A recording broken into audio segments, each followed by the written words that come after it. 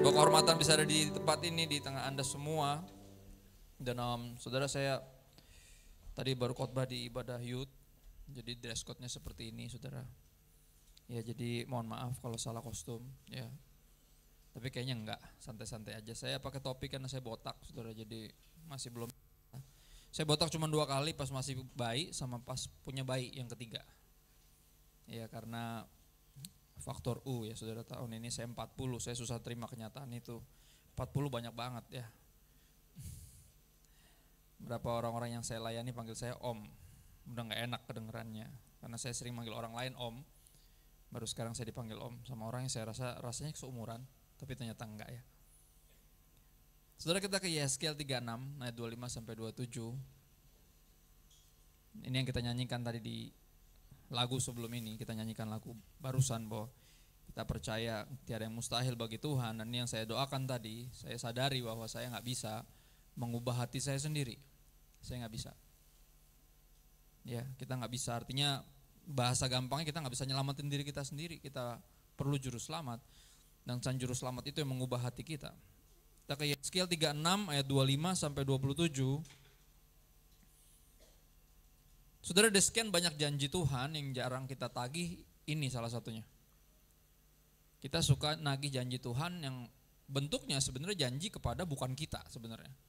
Kepada Abraham, ya kalau Abraham berlakunya keturunan demi keturunan karena Ishak, Yakub semuanya dapat itu semua, termasuk Anda dan saya.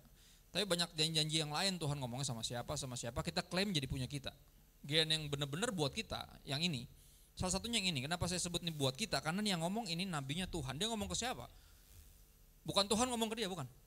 Dia ngomong, mewakili Tuhan sendiri.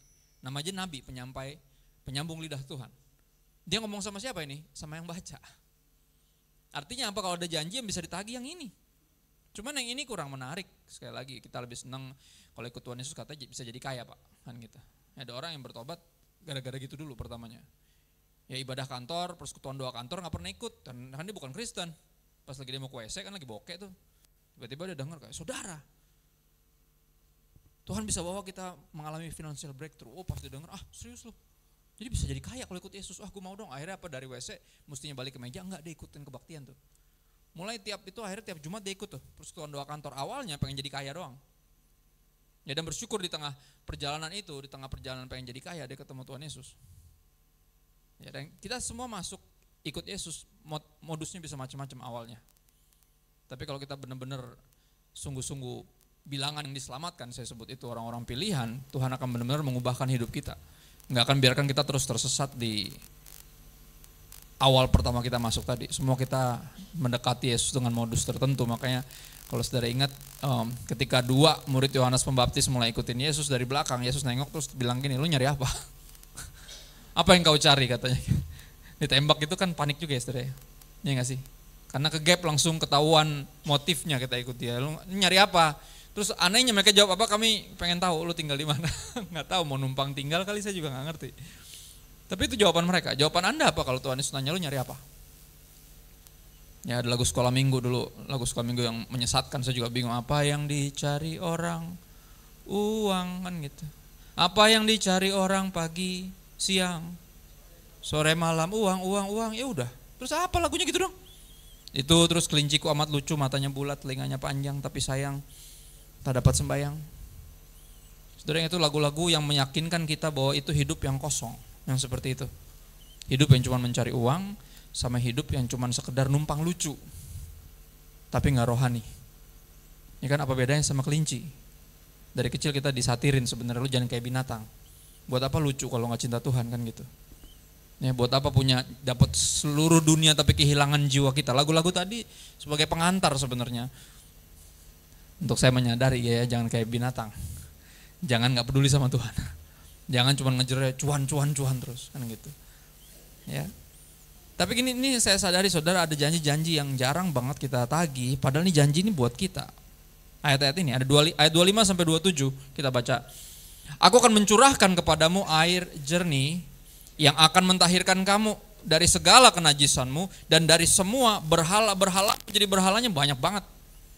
Berhala-berhalamu lebih dari satu. Dan aku akan kembali dikatakan aku akan mentahirkan kamu, akan membersihkan, menyembuhkan kamu. Ini bicara tentang apa? Apa yang membersihkan kita? Air jernih ini bicara tentang apa? Yang saya ingat cuman yang membasuh kita adalah darah Kristus. Lagu lama ciptaan gembala saya. Basuh aku di dalam darahmu, anak domba. Jamah bibir, luruskan hatiku dengan rohmu. Ku rindu kemuliaan Tuhan lebih dari segala harta. Jadikan ku hamba setia berkenan kepadamu. Refnya apa? Lebih dari segalanya ku ingin kau Tuhan. Mas, perak dan permata tiada artinya. Ku ingin lebih dekat bersekutu denganmu. Jadikan ku hamba setia kepadamu. Satu-satunya yang saya tahu yang membasuh saya, menyembuhkan saya, memurnikan saya, Anda dan saya, cuma satu, darah Yesus. Makanya dalam Kristus kita satu darah, bukan nama geng motor. Satu darah siapa? Dari Yesus. Darah Yesus bukan cuma latah-latahnya tante-tante Manado. Tanta, bukan tante. Tante-tante Manado. Darah Yesus, kan latahnya gitu. Kalau nggak darah Yesus, latahnya jorok biasanya. Cuman 2. Tapi jangan sampai darah Yesus cuma jadi latah doang. Biar darah Yesus yang kita sadari yang mampu membersihkan kita, mentahirkan kita, membasuh kita. Sehingga apa? Kita dibersihkan dari segala kenajisan dan dari segala apa? Dibersihkan dari segala berhala. Dari mana itu semua dibersihkan? Kenajisan dan berhala dari mana? Dari hati. Ingat ada lagu yang tidak alkitabiah, makanya bandnya bubar. Kamu cantik, cantik dari hati. Ada ingat lagunya? Personelnya teman, puji Tuhan sekarang. Karena adik-adik saya jadi artis, jadi saya ketularan pada itu. Oh, ini kakaknya ini ya. Oh ya. Lagunya nggak kita biar, makanya bandnya bubar. Karena Yesus bilang kita nggak cantik dari hati kita. Dari hati timbul segala apa? Percabulan, pembunuhan, iri hati, ya kan? Kamu najis, mesti lagunya. Cuma kan nggak mungkin, nggak laku dong lagu kayak gitu. Tapi itu kenyataannya. Ya, kenajisan dan berhala bercokolnya di mana? Di hati. Tinggalnya di situ. Makanya apa? Ayat berikutnya bilang, kamu akan kuberikan hati yang baru. Kenapa? Karena hati lu yang lama itu pabrik berhala. John Calvin bilang hati manusia kayak pabrik berhala. Segala sesuatu yang kita suka, cepat atau lambat akan kita jadikan segalanya di hati kita. Sesuatu yang menarik, sesuatu yang enak, sesuatu yang menyenangkan, kita suka, kita masukin ke hati, kita ubah jadi segalanya. Jadi berhala. Berhala itu yang kita sembah yang bukan Tuhan. Itu artinya berhala. Ya, makanya ada istilah-istilah kayak pengabdi mantan misalnya contoh. Pernah dengar pengabdi mantan? Yang gamon-gamon itu gagal-gagal move on ya. Pengabdi santan ada juga. Dokter udah bilang gak boleh makan padang, masih makan juga karena dia pengabdi santan. Dia gak bisa kalau makan santan. Ya, ada pengabdi cuan, pernah dengar? Pengabdi setan, nah itu lebih terkenal ya. Lebih terkenal, padahal negara ini negara ketuhanan yang Maha Esa ya. Tapi kalau paling laku film setan. Jadi bingung negara ketuhanan apa negara kesetanan, agak kurang paham juga. Yang kayak gitu-gitu lebih menarik selalu. Ya, yang Tuhan, film religi apapun agamanya kurang laku. Ya kan? Dan ini sedihnya, tapi ini realita. Ya, orang somehow lebih kepo sama setan daripada sama Tuhan. Padahal Tuhan yang paling mengasihi kita dan paling peduli sama kita. Ya. Hati manusia adalah pabrik berhala, makanya Tuhan berjanji ayat 26, kamu akan kuberikan hati yang baru dan roh yang baru di dalam batinmu. Dan lihat lagi, ini Tuhan ngomong terus, dia terus berjanji, aku akan menjauhkan dari tubuhmu hati yang keras dan kuberikan kepadamu hati yang taat. Hati yang taat, hati yang baru adalah hati yang taat, yang bersih dari segala kenajisan dan berhala. Makanya apa kalau udah diganti hatinya sama yang mesti mulai isinya dengan yang baru, jangan yang kemarin-kemarin. Ya jangan masukin lagi yang kemarin, udah tahu merusak, jangan dimasukin lagi. Nanti rusak lagi hatinya. Makanya apa ayat 27, lihat dia terus berjanji. Dia berjanji untuk mengganti hati kita sama yang baru, hati yang taat dia kasih, dia berikan. Dan dia bilang apa? Rohku akan kuberikan diam di dalam batinmu. Lihat dia berjanji akan tinggal di sini. Yang menonjol dari kekristenan salah satunya adalah apa? Bukan hanya kita diselamatkan, karena yang lain berusaha menyelamatkan dirinya sendiri. Kita tahu kita gak bisa nyelamatin diri sendiri, makanya kita bersyukur kita punya juru selamat. Ya dong, tapi yang menonjol juga apa? Kita punya Tuhan yang bukan cuma tinggal di sorga, duduk di tahtanya, tapi dia juga rindu untuk bertahta di hati kita. Rohku akan kuberikan apa? Diam di dalam batinmu, dan perhatiin lanjut. Aku akan membuat kamu hidup menurut segala ketetapanku dan tetap berpegang pada peraturan-peraturanku dan melakukannya. Lihat, dia kasih hati yang taat dan dia kasih kemampuan untuk taat, yaitu siapa? Dirinya sendiri. Kita diberi kuasa. Kalau Anda kenal ayat ini, kita ke Kisah Rasul 1 ayat 8, kisah seputar para rasul. Wah. Yang ketawa umurnya. Yang anak baru kisah apaan sih? Kisah seputar selebritis, ya. Kisah seputar para rasul 1 ayat 8. Tetapi kamu akan menerima kuasa, ini yang dijanjikan. Jadi dia ganti hati kita sama yang baru dan dia berikan rohnya sehingga kita diberi kuasa untuk apa? Taat. Tadinya selalu apa? Kalau berkaitan sama ketaatan langsung apa? Hashtag apa? Lemah. Kan gitu. Ini kan kita dalam segala hal kuat tapi dalam ketaatan lemah. Ayat favoritnya apa? Roh penuh tapi daging lemah. Nah itu ayat favoritnya tuh. Ya, ayat favorit itu cuma 2. Biasanya orang Kristen yang Kristen-Kristenan. Ketika mengalami teguran, ayat pertama adalah apa? Jangan menghakimi. Ayat favoritnya tuh. Kalau nggak terlalu kenal ditegur bilangnya jangan menghakimi, kan Tuhan Yesus bilang jangan menghakimi. Ya, situ udah sempurna emangnya kan gitu.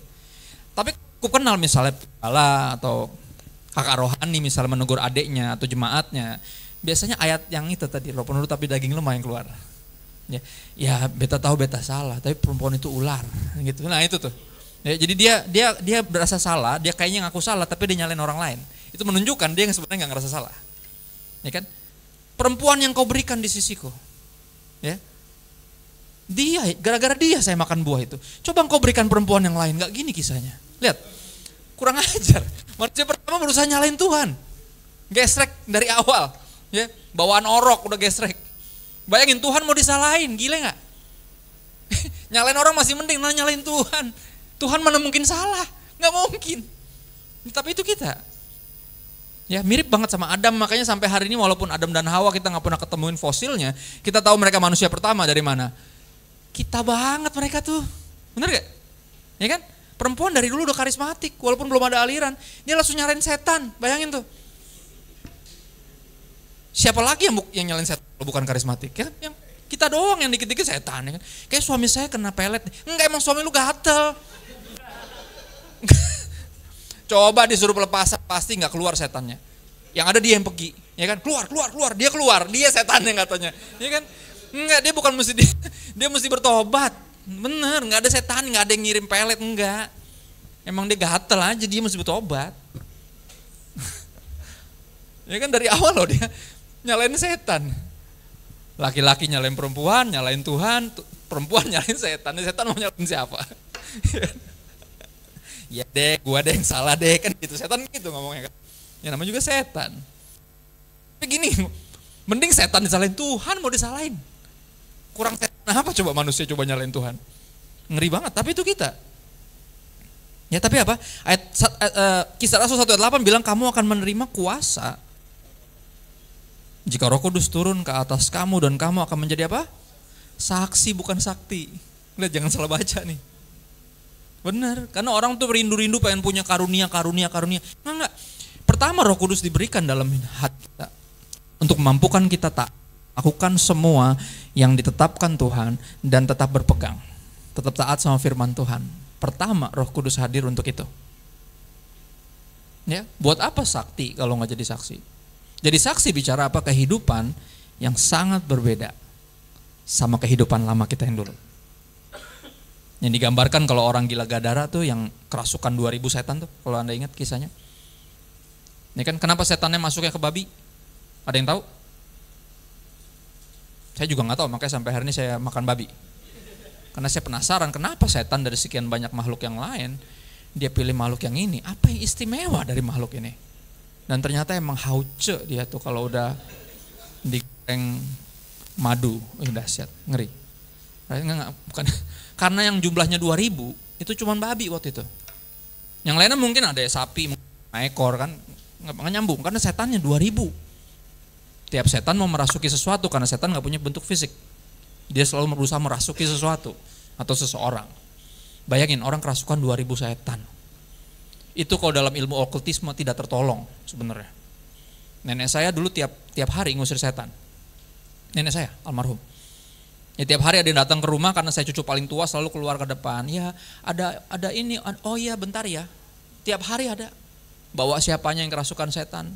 Tiap hari kayak di film tapi tiap hari saya lihat di depan muka saya. Ya, pernah ada yang diusir setannya, ada 2 setannya, hampir 6 jam ngusirnya. Gimana 2000? Berapa bulan ngusirnya? Sebenarnya apa itu penggambaran buat orang yang sebenarnya secara manusiawi udah gak tertolong. Tapi apa? Gak ada yang mustahil bagi Yesus. Ya, dibilang Yesus baru turun dari perahu, yang kerasukan setan bukannya kabur susah dicari kayak di acara dunia lain kan gitu. Ya kan di dunia lain kan selalu gitu. Oh biasanya di sini Pak kan gitu. Mana dia? Biasanya di sini nih. Oh nggak ada. Waktu dia oh di atas tuh kan gitu. Biasanya kan gitu. Kalau Anda pernah lihat acara dunia lain, malah kabur dia. Enggak, ini setannya bukan kabur, sungkem. Di orang yang kerasukan setan yang nyamperin, Yesus baru turun dari perahu, disamperin, langsung sungkem. Setan ngomong apa? Mau ngapain ke sini? Hai anak Allah yang maha tinggi, mau nyalakan di sebelahnya, lihat. Ya, setan yang kerasukan sungkem. Sebelumnya kalau Anda ingat apa? Alam semesta sungkem. Ingat gak? Mereka nyebrang, kena badai, Yesus tiduran. Kenapa ketiduran? Karena dicuekin.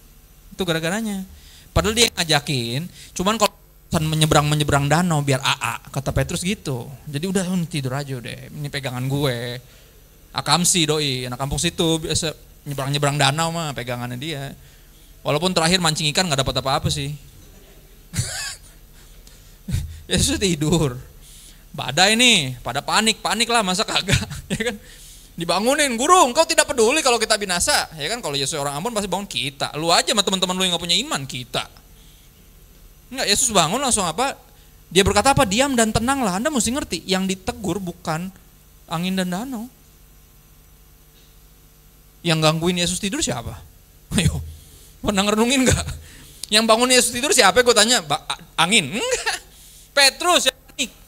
Yang disuruh diam siapa? Petrus sebenarnya. Sama murid-murid yang lain. Cuman karena danau denger diam dan tenang lah, kayak kenal suaranya langsung pada diam. Kenapa? Yang ngomong soalnya yang bikin kan? Bener gak? Gak ada yang gak nurut sama Tuhan, cuman kita doang yang rese. Bener, alam semesta tahu siapa Yesus, makanya pas dibilang diam tenang langsung diam. Padahal bukan mereka yang disuruh diam, tapi langsung pada diam. Murid-murid tinggal bengong, orang macam apa ini? Sampai angin dan danau tunduk padanya. Dia Tuhan yang menjadi manusia. Nah ketika turun dari perahu yang kerasukan setan malah sungkem dan menyatakan sekali lagi siapa Yesus. Anak Allah yang maha tinggi mau datang, ngapain nyiksa kami sebelum waktunya. Jadi masa depan iblis udah jelas, disiksa. Ya, jadi neraka seperti yang tercatat di Alkitab dibuat untuk iblis dan para pengikutnya. Jadi jangan mau diajakin ke neraka sama setan. Neraka bukan buat kita, yang diciptain buat kita adalah sorga. Kalau Anda ingat, aku pergi ke sana kata Yesus untuk menyiapkan tempat bagimu. Dan kalau tempatnya udah siap, saya akan datang lagi untuk menjemput kamu dan membawa kamu ke tempatku, supaya di tempat di mana aku berada, di situ pun kamu berada. Saudara, yang dibikin buat kita itu sorga. Jadi jangan mau diajakin ke neraka sama setan. Jangan mau. Walaupun setannya berbentuk orang yang lu lagi jatuh cinta sama dia, jangan mau. Benar. Ya, kalau dia mau ke neraka, suruh ke neraka sendiri, nggak usah ngajak-ngajak. Ya. Nah, on the other hand, lu ajak dia ke gereja. Ya, kalau ke gereja aja nggak mau, cari yang lain deh. Saudara, kalau ke gerejanya nggak mau, gimana mau ke sorga? Bener nggak? Udah nggak nyambung. Ya, makanya udahlah, nggak usah yang aneh-aneh.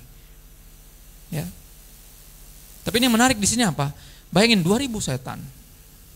Yesus usir, terus mereka minta izin dulu. Ya kita keluar deh, tapi boleh gak masuk ke babi? Lah, setan minta izin, hebat ya?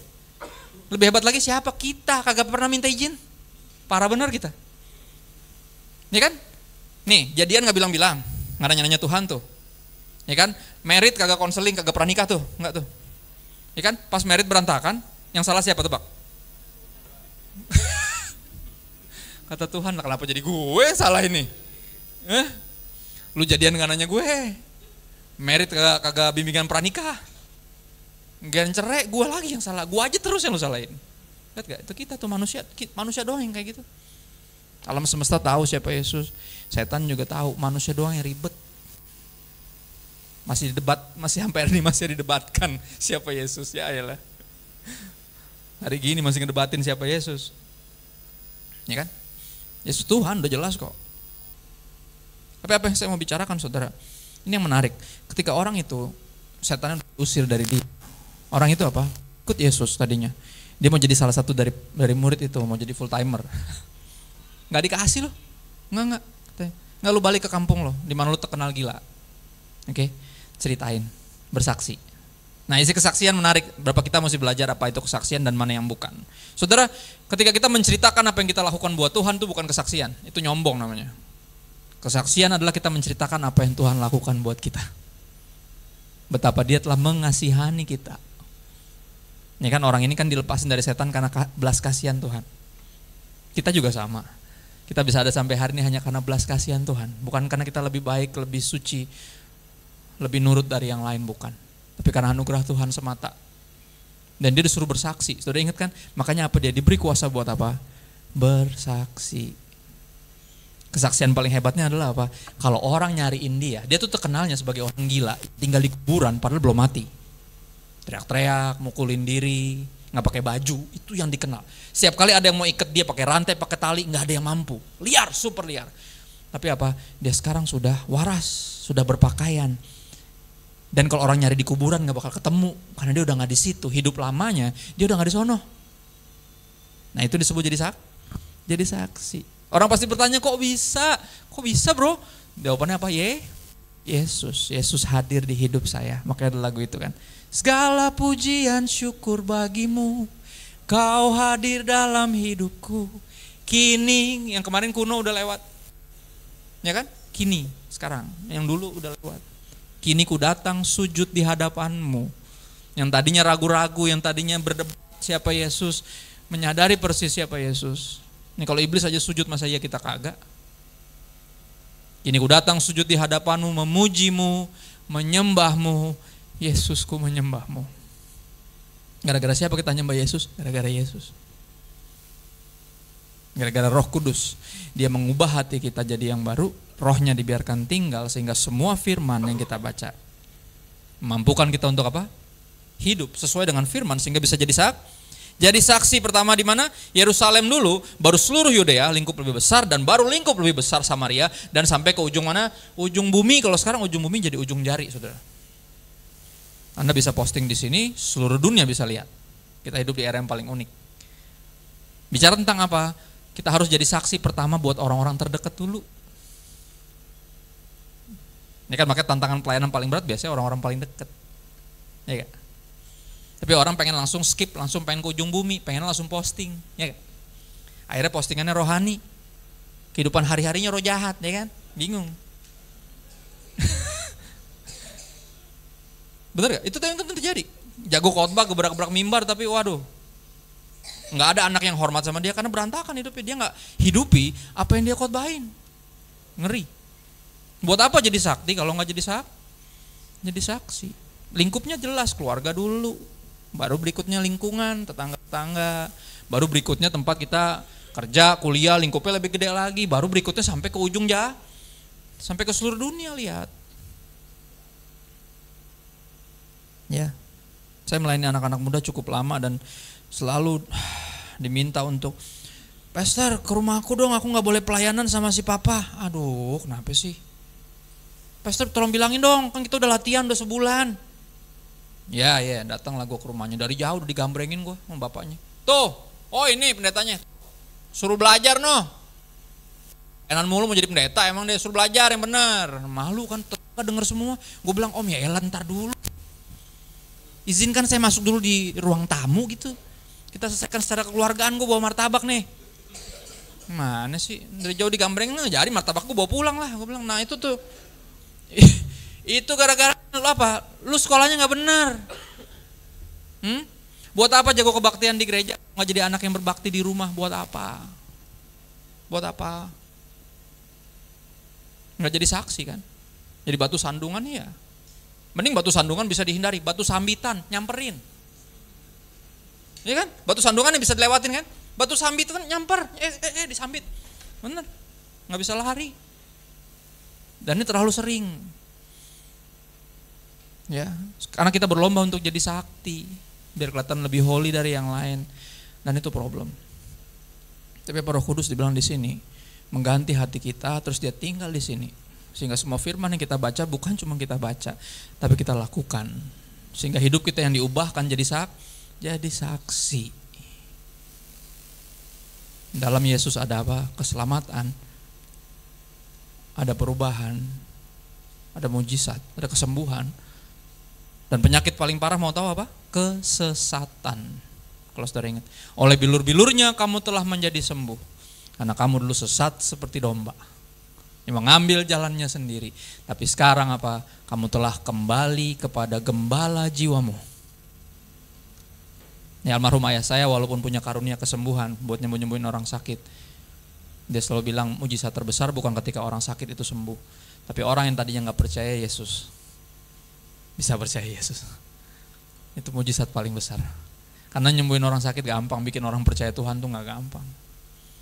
Sampai Yesus mati di kayu salib loh, untuk membuat kita percaya. Ya, saudara, hati kita diubah karena cintanya yang segitu besar.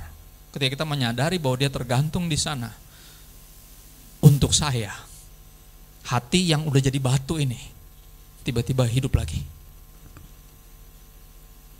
Hati yang tadinya tertutup rapat karena pernah dibuka lebar-lebar, masuk yang lain dan ngerusak, akhirnya kita trauma, kita tutup rapat-rapat. Ketika ada cintanya yang mengetuk di depan pintu, ketika kita menyadari bahwa dia mati buat saya digantung di situ, kita buka hati kita dan Roh Kudus masuk. Satu-satunya yang bisa menyembuhkan hati kita. Makanya lagu dangdut itu benar, sakitnya itu di sini, di dalam hatiku, kan gitu. Makanya dia pengen banget masuk di sini. Kalau Anda perhatiin, Tuhan rindu masuk di sini. Kenapa? Karena cuma dia doang yang bisa sembuhin sakitnya. Dia doang yang bisa mengubah hati ini jadi baru. Dia doang yang bisa memampukan kita hidup sesuai dengan semua yang dia perintahkan. Untuk jadi apa?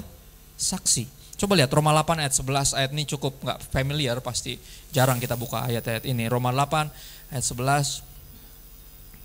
Kalau udah nyampe katakan amin, kalau belum katakan tunggu, tapi udah ada di situ. Dan jika roh dia, siapa dia? Tuhan, roh Allah, Roh Kudus, yang telah membangkitkan Yesus dari antara orang mati, diam di dalam kamu. Kalau Roh Kudus, kalau Tuhan sendiri tinggal di sini, maka Ia yang telah membangkitkan Kristus Yesus, maka Roh Kudus yang telah membangkitkan Yesus dari antara orang mati akan menghidupkan juga tubuhmu yang apa? Yang apa? Oh selesai. Nah, itu dia. Yang fana, tubuh yang sebenarnya bisa mati ini, sebenarnya yang punya kecenderungan berdosa ini, tapi dibangkitkan, ya, oleh siapa? Oleh Rohnya yang diam di dalam kamu. Artinya apa? Kita diberi kuasa untuk tidak apalagi lemah dalam hal ketaatan. Ya kan? Ya beta tahu, beta perempuan itu ular. Dan lagi Tuhan Yesus yang bilang roh penurut tapi daging lemah. Itu terus ayatmu. Ayat itu selalu dipakai untuk hidup dalam dosa, benar kan? Dimaklumin, namanya juga masih manusia apa, belum malaikat. Pernah dengar kata-kata? Itu dia tuh roh penurut tapi daging lemah. Makanya kalau baca Alkitab tuh jangan setengah-setengah. Ayatnya belum selesai. Ayat panjangnya apa? Ayo, hafal nggak multimedia? Roh penurut tapi daging lemah. Nggak, gue nggak bercanda. Nggak, lu jadi kelihatan kurang rohani kalau gue tembak gitu. Oke, nggak bisa. Ayat panjangnya apa, ingat gak? Berjaga-jagalah dalam doa. Kenapa? Karena roh penurut tapi daging lemah. Roh penurut tapi daging lemah bukan alasan untuk hidup dalam dosa, bukan untuk dimaklumi hidup dalam dosa. Roh penurut tapi daging lemah adalah alasan untuk membangun kehidupan doa. Sehingga kita menyadari bahwa kita diberi kuasa untuk tidak melakukan dosa lagi. Tubuh fana ini yang dipenuhi dengan kedagingan dan hawa nafsu ternyata bisa dibangkitkan oleh Roh Kudus. Sehingga kita pakai sekarang yang tadinya kita pakai buat dosa, sekarang kita pakai buat Tuhan. Oh ya, bisa. Ayat yang kayak gini yang mesti dibacain sering. Biar kita tahu, biar nggak apa hashtag tadi, lemah kan gitu orang sekarang gitu. Bener, berkaitan sama ketaatan hidup kudus langsung lemah. Kalau yang lain aja kuat, begadang ya kan. Ngomongin orang, kuat bener. Kerja ya kan, kerja tipes, kuat bener kalau kerja. Emang kalau udah mulai taat langsung lemah. Pelayanan juga kuat, jangan sedih. Pelayanan kuat, dahsyat. Emang kalau udah mulai suruh taat langsung lemah, nggak boleh. Kita diberi apa? kuasa. Jangan pernah lupa itu. Dan jangan salah gunakan kuasa itu untuk lihat lebih sakti, bukan itu esensinya. Saudara, siapa yang percaya Anda dan saya semua kita diberkati? Apa arti diberkati? Menurut Tuhan. Nah ini penting mesti dilurusin, soalnya sekali lagi, orang kalau dengar kata berkat tuh otaknya ngeres. Tau ngeres gak? Ngeres tuh apa ya? Pikirannya tuh yang enggak gitu loh. Jadi kalau dengar kata berkat langsung otaknya kemana? Duit, sehat, sakinah mawaddah warahmah, ya kan? 3 itu. Bener gak? Harmonis, keluarganya baik-baik, ya kan? Bener gak? Sayang-sayangan. 3 itu kan? Kalau dengar kata diberkati pasti itu larinya. Padahal menurut firman Tuhan bukan itu artinya. Bisa sangat diberkati secara duniawi, 3 tadi ada tapi gak ada urusan sama Tuhan. Dia hidup dalam dosa, apakah itu diberkati? Bukan. Tapi itu yang kita, makanya kita pernah ngiri kan, semua kita pasti pernah ngiri sama orang-orang yang gak sungguh-sungguh sama Tuhan, tapi hidupnya kayak lebih diberkati. Pernah baca Mazmur 73 gak? Bahkan nulis Mazmur aja sampai jujur. Gue kesel kalau gue ngeliat, gak terima gue ngeliat hidup orang yang ikut Tuhan, kok enak bener. Biar gue diproses, gue kena tulah. Gitu. Ngapain gue jaga kudusan? Sedangkan mereka asik-asik bener. Ya, terkenal, viral, kan gitu, kaya raya, sehat walafiat, badannya kayaknya nggak ada sakitnya, keluarganya kayaknya, harmonis bener, kan gitu. Akhirnya kita tergoda untuk ngiri, sama yang nggak percaya sama Tuhan Yesus. Karena ketika didengar kata berkat, otak kita sama kayak mereka. Saya juga dulu berpikir seperti itu. Tapi sampai saya baca Kisah Rasul 3 ayat 26, kita balik ke Kisah seputar apa? Para Rasul. Ya. Kisah Rasul 3 ayat 26 dikatakan apa? Dan bagi kamulah pertama-tama Allah membangkitkan hambanya dan mengutusnya kepada kamu. Bicara tentang siapa? Yesus, N-nya huruf gede. Pertama-tama Yesus buat siapa? Buat orang Kristen lah, udah pasti. Ya dong. Tapi apa? Pertama-tama berarti berikutnya ada yang kedua, ketiga, keempat, dan sampai seterusnya. Berarti nggak cuma buat kita doang. Kalau cuma buat kita doang nggak ada kata pertama-tama. Ayatnya bilang apa? Harusnya kalau cuma buat kita doang. Bagi kamulah Allah membangkitkan hambanya. Nggak ada kata pertama-tama. Pertama-tama bicara apa? Bahwa kita harus jadi saksi. Kita harus menginjil, kita harus memuridkan, kita harus menceritakan apa yang Tuhan lakukan dalam hidup kita sehingga orang lain datang kepada Yesus. Ya, pertama-tama dia buat siapa? Yesus buat siapa? Buat Anda dan saya. Apa tujuannya Yesus diutus, dibangkitkan dan diutus kepada kita? Supaya Yesus memberkati Anda dan saya dengan cara apa? Menyembuhkan kita dari sakit kita, mengangkat kita dari keterpurukan ekonomi, mempertemukan kita dengan pasangan hidup, membuka tingkap-tingkap langit sehingga lowongan pekerjaan. Bukan. Itu bilang apa? Supaya Ia memberkati kamu dengan memimpin kamu masing-masing, person to person, each person, every single person here, masing-masing kembali dari segala kejahatanmu. Saudara, itu arti diberkati. Anda hidup dalam pertobatan. Karena siapa? Karena Yesus. Dipimpin, dituntun sama Yesus sendiri. Itu artinya Kristen, benar? Kristen artinya pengikut Kristus, bukan pengikut Kristo. Jadi kalau ada yang belum follow IG saya, nggak apa-apa, nggak ngaruh. Ya, yang penting follow Yesus, karena itu arti Kristen. Pengikut Kristus bukan Kristo. Jadi jangan salah kaprah. Dan jangan mengira Anda udah Kristen gara-gara follow IG saya. Nggak mempengaruhi keselamatan follow IG saya. Follow Yesus. Ya. Karena Yesus yang memimpin kita masing-masing kembali dari segala kejahatan kita. Itu arti diberkati. Nah, saya pernah gini, saya pendeta Kejadian, saudara, pendeta Keluaran, ada pendeta Kejadian. Ya, pendeta Keluaran tuh lulusan sekolah Alkitab. Dia keluaran dari sekolah Alkitab. Saya pendeta Kejadian. Bukan jadi-jadian, itu goib, bukan. Saya pendeta Kejadian. Ya, di tengah jalan Tuhan memutuskan memanggil saya untuk jadi pendeta. Sebenarnya bukan di tengah jalan sih. Dari awal dia panggil, cuman saya punya cita-cita sendiri. Itu kisahnya. Mama saya nggak bisa punya anak. Sempat nggak mau married sama si papa, dia kabur ke Australia. Karena dia divonis 3 dokter ahli nggak bisa punya anak. Kista parah banget. Dia coba kabur, si papa tetap suruh pulang udah sini. Saya mau nikahin kamu bukan mau punya anak, saya menikahi kamu karena saya sayang sama kamu. Sedap. Ya kan, emang orang Ambon suka gitu mulutnya memang. Ya. Baliklah dia dari Australia, meritlah mereka. Dengan keyakinan bahwa gini, kalau Tuhan kasih anak, Tuhan bisa kasih anak. Dan Tuhan pasti bikin mujizat, tapi kalaupun gak punya anak, bisa angkat anak. Itu yang dipikiran mereka. Dan malam pertama mereka berdoa. Dahsyat ya, saya dulu malam pertama lupa lu berdoa. Terlalu semangat. lupa. Ya. Mereka berdoa, kenapa? Karena ada keterbatasan itu. Dan mereka meminta apa? Tuhan, please, izinkan kami punya anak. Kalau Tuhan kasih kami punya anak, satu aja, anak ini jadi pendeta. Akhirnya Tuhan kasih 4. Tapi yang janjiin pendeta cuma saya anak Nazar, bukan penyanyi dangdut. Nazar artinya anak yang diserahkan kepada Tuhan dari lahir. Ya, tapi ini yang menarik sebagai pendeta, almarhum ayah saya dan bahkan ibu saya yang masih hidup sekarang nggak pernah paksain saya. Walaupun saya dinazarkan, dijanjikan kepada Tuhan, dia nggak pernah paksain satupun dari kami untuk sekolah Alkitab. Padahal dia dosen sekolah Alkitab loh. 41 tahun, dia bisa banget. Tapi apa dia pengen kasih tahu kebenaran bahwa gini loh. Jadi pendeta itu bukan cita-cita, karena cita-cita berbau ambisi. Jadi pendeta itu panggilan. Panggilan tergantung sama visinya Tuhan. Artinya apa? Dia percaya kalau anak ini bakal jadi pendeta, pasti Tuhan akan panggil dia. Di tengah jalan sebelum Tuhan panggil dia berpulang ke sorga kan gitu. Maka saya bilang udah jawab panggilan Tuhan sebelum dipanggil Tuhan. Karena dipanggil Tuhan nanti ada yang mati, maksudnya ngerti ya. Sebelum mati jawab yang ini. Jangan lari-lari terus, tapi itu hidup saya lari. Sejauh desain grafis UPH. Ya, 6 tahun habis lulus saya kerja di Femina Group sebagai book designer, walaupun tetap pelayanan di gereja. Karena papa saya gembala ya, apa kata dunia kalau anak pendeta nggak pelayanan kan. Jadi saya jaga nama baik papa saya pelayanan, semua kita pelayanan. Adik-adik saya tumbuh besar di gereja, 2 terakhir jadi artis, yang nomor 2 udah S2 jauh-jauh ke Belanda, ujung-ujungnya jadi manajer adik-adiknya. Dan saya seperti yang Anda tebak jadi pendeta. Di tengah jalan saya jadi pendeta.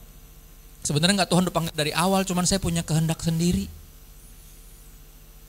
Ya, sambil terus pelayanan berupaya untuk udahlah Tuhan, gue pelayanan, masa sih kurang sih?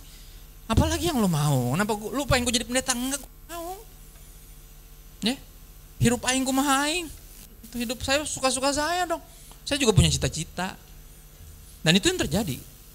Walaupun saya Kristen, pelayanan di gereja anak pendeta, tapi apa? Kehidupan saya dua dunia. Pelayanan sebagai pencitraan, saya hidup dalam dosa di satu sisi. Ini alasan kenapa Tuhan pengen kita menyerahkan hidup kita kepadanya. Kalau enggak kita apa? Kita jadi budak dosa sambil ngakunya sebagai hamba Tuhan. Dan itu yang ngeri. Ini makanya apa dia rindu tuh mengubahkan kita biar kita tuh enggak setengah-setengah. Dengan alasan balance, kan balance Pak, ya kan? Senin sampai Jumat duniawi, Sabtu Minggu surgawi, kan balance. Balance pale lu. Enggak. Itu namanya enggak mungkin dong. Itu namanya setengah-setengah, setengah surga, setengah neraka, enggak ada. Saudara, kalau Anda pernah baca Alkitab, Tuhan itu cuma tercatat enek dan muntah itu cuma satu kali. Menghadapi apa? Kesuam-suam kukuan. Susah apa? Ngerti ya? Lukewarmness bahasa Inggrisnya. Anda suam-suam kuku, panas kagak, dingin kagak. Rohani kagak, duniawi kagak, stegi, setengah gila. Di antara itu, balance. Kagak, enggak balance, ngaco. Tapi itu yang terjadi. Karena saya masih hidup sebenarnya buat diri saya pakai bahkan pelayanan buat kepentingan saya pada saat itu. Ya biar kelihatan pelayanan, biar kelihatan gak jadi anak pendeta yang malu-maluin. Saya mau berusaha tunjukin ayah saya bahwa jadi pelayanan gak harus jadi pendeta. Dia selalu bilang gitu soalnya. Dia bilang ini kalian tuh gak harus jadi pendeta, tapi kalian harus jadi pelita. Artinya apapun profesi pilihanmu nanti, hiduplah buat Tuhan. Tapi saya gak menyadari hal itu. Jadi saya pikir jadi pelita gue mesti kelihatan pelayanan kan gitu. Pelita kan yang dilihat bener ya. Jadi gue berupaya pelayanan sambil apa? Bikin dosa biar gak ketahuan. Pelayanan dikencengin biar kelihatannya jadi pelita. Padahal bukan jadi pelita, jadi munafik yang ada. Ya, tapi itu saya dulu. Tapi kita lihat apa yang Yesus lakukan. Kita ke 2 Korintus 5:15 nih yang terakhir kita. Ada sukacita? Soalnya terakhir, ya kan? Selalu gitu. Saudara, yang kata terakhir itu cuma dibenci di konser. Konser mau konser rohani, konser duniawi, pokoknya kalau dibilang this is our last song, yang orang merokok pasti langsung mau semua. Orang merokok bukan artinya lagu terakhir kami. No, jangan dong. Udah turun aja kadang di demo. We want more. Gitu, right? cuman di gereja doang. Kalau bilang terakhir pada senang semua. Wah, yes. Terakhir benar. Musisi boleh mainkan lagu sedih supaya saya terdengar lebih rohani. Saudara, 2 Korintus 5:15 ini salah satu ayat yang mengubah hidup saya selain Yehezkiel tadi tentang hati yang baru. Tentang satu janji saya nggak pernah tagih, tapi percaya atau enggak, pada waktunya Tuhan tetap melakukan itu. Entah saya merindukannya atau enggak, Dia melakukan itu. 2008 Dia ubah hati saya dengan yang baru. Di satu altar call yang saya nggak maju karena yang khotbah namanya Muhammad. Bayangin yang khotbah Simon aja gue kagak maju, apalagi yang Muhammad. Saya udah sering maju altar call, tumpang tangan, tumpang kaki, tumpang tindih, udah jadi macan, muntah-muntah udah semua. Tapi nggak lepas-lepas nih ikatan dosa nih, saya bingung, saya udah apatis, apa sih? Ya, di satu KKR di tengah minggu, karena pacar saya pelayanan, makanya saya datang di ibadah itu. Saya nggak datang ibadah kalau nggak pelayanan. Saya main drum. Istri saya, pacar saya waktu itu singer, makanya saya datang tuh, saya duduk kayak denger khotbah, ya elah, ini khotbahnya cucologi lagi. Khotbahnya cucologi. Dia bilang ada pintu lubang jarum katanya. Pintunya tuh kecil, onta tuh bisa masuk tapi mesti nunduk. Gue bilang kagak, lubang jarum tuh lubang jarum coy, bukan pintu lubang jarum, enggak. Ya kan dia pikir tuh onta tuh bisa masuk, enggak, onta masuk lubang jarum nggak bisa. Lo mau lo kelomot kayak apa, ontanya nggak bisa masuk. Onta itu binatang paling gede, lubang jarum lubang paling kecil. Itu bicara tentang kemustahilan untuk orang bisa selamat dengan kemampuannya sendiri. Tapi dia khotbah somehow tentang kerendahan hati. Dia bilang pintu lubang jarum itu ada di Timur Tengah. Onta bisa lewat kalau dia itu turunin semua beban pundaknya, terus dia nunduk, ya kan? Terus semuanya ngedorongin dia, kan gitu. Katanya bisa lewat. Gue bilang kayak ngadi-ngadi nih pendeta nih. Benar? Intinya apa? Tentang kerendahan hati. Terus abis khotbah dia mengadakan altar call yang menjelaskan bahwa saya tinggi hati. Ketika dia bilang, permintaannya soalnya gini, saudara, saya Kristen dari lahir, tumbuh besar di gereja pelayanan. Permintaan dia adalah gini, dia bilang gini, oke, buat yang mau terima Yesus pertama kali silakan maju ke depan. Ya saya nggak maju dong, orang gue Kristen dari kecil. Kecuali dia bilang gini, ya yang masih terikat sama dosa atau yang ingin disembuhkan atau yang masih jomblo, pasti maju. Saya masih terikat dosa soalnya. Tapi panggilannya rasanya bukan buat saya. Dia bilang yang mau menerima Yesus sebagai Tuhan dan Juru Selamat, silakan maju ke depan. Padahal itu percayalah, itu panggilan buat saya. Dia saya hidup seperti ayat ini bilang. Coba ayatnya bilang apa? Dan Kristus telah mati untuk semua orang, 2 Korintus 5:15. Dan Kristus telah mati untuk semua orang, supaya mereka yang hidup tidak lagi hidup untuk dirinya sendiri, tetapi untuk siapa? Untuk Yesus yang telah mati dan telah dibangkitkan untuk kita. Saudara, sampai detik itu 2008, saya masih hidup buat diri saya. Saya berasa dipakai Tuhan, tapi sebenarnya saya lagi manfaatin Tuhan. Ini yang terjadi. Saya percaya Yesus, karena saya gak mau mati nanti masuk neraka. Saya pengen masuk surga. Jadi saya percaya Yesus bukan buat Yesus, tapi buat saya. Saya pengen masuk surga. Siapa yang mau masuk neraka? Gak ada yang mau. Ya? Gak ada urusan sama Yesus, saya percaya Yesus tuh buat saya. Gini, saya gak jahatin orang, kenapa? Saya baik sama orang, biar apa? Biar gak dijahatin sama orang. Gak ada urusannya sama memuliakan Tuhan, gak ada. Ya, saya hidup kudus biar gak kena azab. Gak ada urusannya sama, karena Tuhan kudus, dia suka kekudusan, gak ada urusan sama Tuhan. Saya pelayanan nih, bayangin nih, saya pelayanan biar diberkati. Gak ada urusannya karena saya bersyukur sama Tuhan, bernyanyi, dengan apa kan ku balas. Gak ada gitu-gituan, gak kepikiran. Saya cuman pelayanan biar diberkati.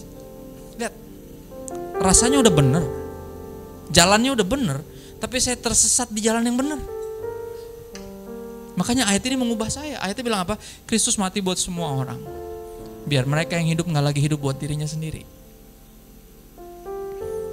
Dan ayat ini menyadarkan saya bahwa selama ini saya berasa dipakai Tuhan, tapi saya sebenarnya lagi pakai Tuhan buat kepentingan saya. Pelayanan saya sebagai pencitraan, makanya hidup saya dua dunia. Saya budak dosa, di saat yang sama kelihatannya secara pelita kayaknya pelayanan. Tapi Tuhan tahu. Dan di altar call itu, aneh ya, bayangin nih. Yang maju kan gak terlalu banyak karena kan tuh kebaktian ya. Masa belum ada yang belum terima Yesus yang bener aja. Panggilan yang aneh. Ada yang maju lumayan banyak. Saya langsung kayak ya. Saudara, kalau altar call maju banyak artinya panjang kebaktiannya, bener gak? Ya dong. Malam lagi. Right? Dalam hati saya, siapa sih yang belum terima Yesus ikut kebaktian kan gitu. Aneh bener. Ada yang maju. Nah yang paling ngeri lagi adalah pas dia lagi doain baru sampai orang kedua. Dia ngeliat ke arah saya. Jadi saya dan teman-teman saya pada duduk semua tuh. Karena berasa udah Kristen. Ya dong, itu bukan panggilan buat kita. Dia lihat langsung ke arah saya. Ya. Dan dia bilang gini, coba yang duduk jangan diam. Dia bilang gitu. Dia ngeliat langsung ke saya, mata saya ditatap kok. Orangnya sampai lupa. Namanya Muhammad Riza Solihin namanya. Itu nama pendetanya. Kang Riza. Oke. Dia lihat muka saya, dia bilang, coba yang duduk jangan diam. Coba bantu berdoa buat mereka yang ambil keputusan besar untuk ikut Yesus. Karena mereka akan mengalami berbagai tantangan yang berat. Coba jangan diam, bantu doa. Karena saya yang diliatin, saya berdiri, mau gak mau dong. Lu yang diliatin gimana sih lo? Tutup mata, berdoa, enggak biar cepet aja. Bener, ayo teman-teman saya berdiri semua, karena saya berdiri semua tuh. Lihat ketua geng tuh. Ya, saya masuk neraka juga semua masuk neraka tuh pas itu. Pokoknya hancur lah. Ya, saya berdiri semua, saya tutup mata, angkat tangan, enggak berdoa, enggak. Tapi ini yang terjadi, Tuhan samperin saya. Di altar call yang saya enggak maju karena yang khotbah namanya Muhammad yang manggil. Tuhan samperin saya. Dan di situ tiba-tiba saya ngerasain rasa yang nggak pernah ada. Saya belum pernah takut mati. Pertama kali saya takut mati gara-gara apa? Karena saya ngerasa berdosa. Dan kalau saya mati saya pasti masuk neraka nih. Saya belum pernah ngerasa seberdosa itu seumur hidup saya. Dan hidup saya diputar kayak film. Semua yang bejat-bejatnya diputar semua. Dan di situ saya rasa takut, jijik, malu sama diri sendiri dan takut mati. Saya sampai tiarap, saya berlutut, tiarap, nangis-nangis, dan orang pada bingung nih, kenapa nih orang? Saya berdoa juga enggak, bener. Dia samperin saya. Ya, dan saya berharap bisa jadi tikus tanah yang bisa menggali tanah. Ngumpet di bawah karena saya takut. Takut sama siapa? Tiba-tiba ada suara itu. Kamu bikin semua ini buat siapa? Dia cuma nanya. Tapi pertanyaan itu mengubah hidup saya. Ya, kita bisa sangat merasa bahwa kita lagi melakukannya buat Tuhan. Tapi Tuhan yang paling tahu kita lakukannya buat siapa. Dan saya bersyukur bukan di hari terakhir dia ngomong gini. Kalau dia ngomong gini di hari terakhir, saya akan jadi orang-orang yang saya paling takut akan jadi mereka. Di Matius 7, Tuhan bukankah kami sudah mengusir setan demi namamu? Bernubuat menyampaikan isi hatimu demi namamu. Bukankah kami sudah bikin mujizat menyembuhkan orang sakit demi namamu? Dan dia bilang siapa? Siapa lo? Gue gak kenal sama lo.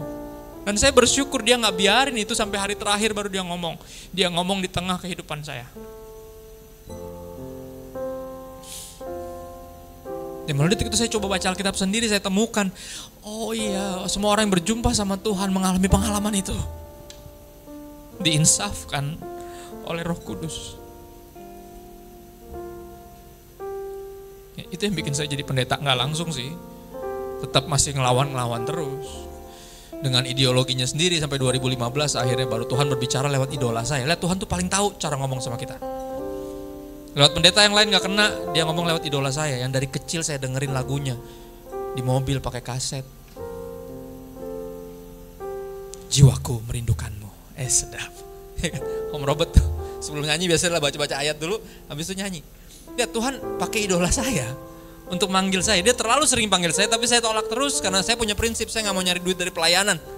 Gak mau, saya bilang saya udah cukup menyalahgunakan Tuhan, saya gak mau full time. Karena full time menurut saya adalah apa? Nyari duit dari pelayanan. Itu otak saya. Enggak, gue mau kerja tetap. Sampai akhirnya saya ketemu teman saya yang kayak saya, desainer grafis, akhirnya full time pendeta. Saya nanya, gimana bro? Kalau gue full time berarti gue nyari duit dari pelayanan dong. Kan gak boleh.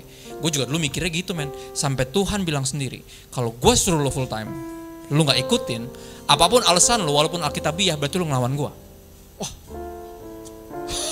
saya gak pernah mikir ke sana tuh. Karena saya pikir saya punya alasan alkitabiah. Ayah saya ajarin saya, pelayanan itu tentang memberi hidup, bukan mencari hidup, bukan. Maka saya punya prinsip itu yang bikin saya tolak semua tawaran full time. Tapi sampai Tuhan ngomong lewat idola saya. Dia bilang, mau gak bantuin kita? Bantuin apa om? Jadi pendeta. kamu ngajar di sini, kita butuh pengajaran yang lebih dalam. Kalau penyembahan mah udah nggak ada duanya deh. Tapi saya nggak sekolah Alkitab, saya bilang, tapi kamu baca Alkitab kan? Kamu ngajar kan? Iya om, lihat kok di video kamu ada berapa di YouTube. Dan om kenal papa kamu. Ya, om tahu om punya iman bahwa buah nggak jatuh jauh dari pohonnya, dia bilang gitu. Interesting. Jadi langkah iman mereka ambil dan langkah iman yang sama yang saya ambil. Saya keluar dari kantor, dari kerjaan saya. Sampai hari ini saya jadi pendeta. Kejadian, bukan keluaran. Sekarang baru sekolah Alkitab, baru 2 semester. Lagi pusing-pusingnya, kenapa baru punya bayi. Pelayanan sana sini sambil sekolah Alkitab, sambil ngurusin 2 anak yang pada gede. Udah mulai bertingkah. Pelajarannya remet mulu. Gue bilang, hobi lu gak ada yang lain apa selain remet? Kan gitu. Terus kenapa saya bilang kayak gini? Kenapa? Karena ini yang saya tahu Tuhan kerjakan dalam hidup saya. Saya lagi bersaksi. Saya gak ceritain apa yang saya lakukan buat Tuhan. Saya ceritain apa yang Tuhan lakukan buat saya. Dan yang saya percaya sangat bisa Dia lakukan untuk Anda. Saya gak tahu udah apa saja yang udah Tuhan lakukan untukmu, yang somehow belum cukup meyakinkanmu untuk menyerahkan hidupmu kepadanya. Padahal apa Dia mati? Supaya kita yang hidup gak lagi hidup buat diri sendiri, tapi sungguh-sungguh hidup buat Dia. Malam ini saya rindukan itu. Anda jawab panggilan itu. Karena Dia udah manggil dari dulu. Ya, Dia udah manggil dari dulu. Dengar Dia panggil nama saya. Pernah dengar lagu itu? Lagu lama kan? Berarti Dia manggil dari mana? Dari kapan lu? Dia manggil lu? Dari dulu. Dengar Dia panggil namamu. Dengar Dia panggil nama saya. Juga Dia panggil namamu. Panggilannya bukan cuma punya kita doang. Dia juga manggil anak-anak Tuhan yang lain. Jadi gak usah GR, jangan merasa jangan so penting. Dia juga panggil yang lain. Ya. Ku jawab ya, mesti jawabannya itu. Bukan hanya karena lagunya, teksnya bilang itu, tapi karena dari hatimu sendiri, engkau menjawab ya. Ku jawab ya Tuhan, ku jawab ya Tuhan, ku jawab ya. Ya, lagunya suka di medley sama satu lagu lagi. Saya mikir itu satu lagu malah. Oh giranglah, ketinggian maaf ya.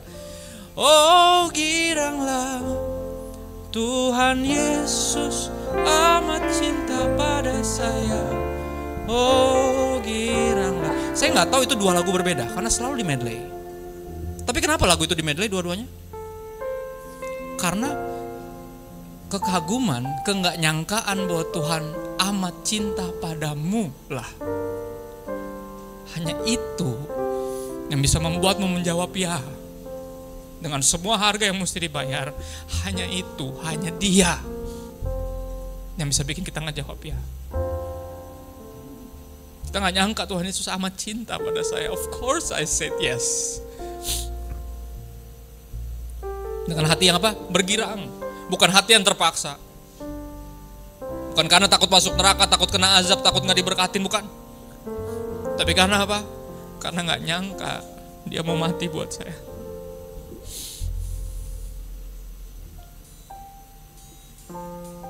Saudara, ini yang saya tutup dengan ini, satu kalimat sederhana. Yesus pernah bilang gini, gak ada yang ngambil nyawa saya, kata Yesus. Saya memberikannya untuk memperolehnya kembali. Apa implikasi dari ayat itu? Sederhana. Yesus gak pernah terpaksa mati untuk Anda dan saya. Tujuan apa kita tahu itu? Sederhana, biar kita gak perlu dipaksa untuk hidup bagi Tuhan. Ya Allah, dengan hati yang bergirang, ku jawab ya. Saya undang bagi berdiri semuanya. Urusan sama Tuhan. Ku jawab ya. Ku jawab ya Tuhan. Ku jawab ya Tuhan. Ku jawab ya.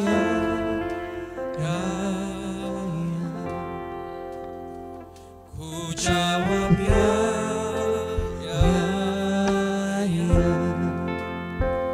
Ku jawab ya,